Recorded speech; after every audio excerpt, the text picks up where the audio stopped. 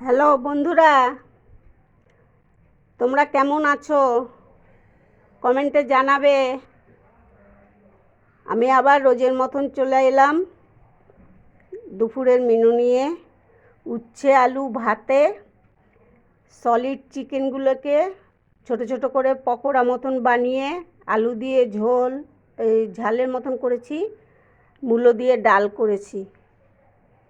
তোমরা এগুলো কারা খেতে ভালোবাসো আমাকে কমেন্টে জানাবে। সলিড চিকেনগুলো পেস্ট করে আলু দিয়ে এরকম মাখা মাখা তরকারি করেছি, উচ্ছে আলু সেদ্ধ, মূলো দিয়ে ডাল। তোমরা যারা খেতে ভালোবাসো কমেন্টে জানাবে।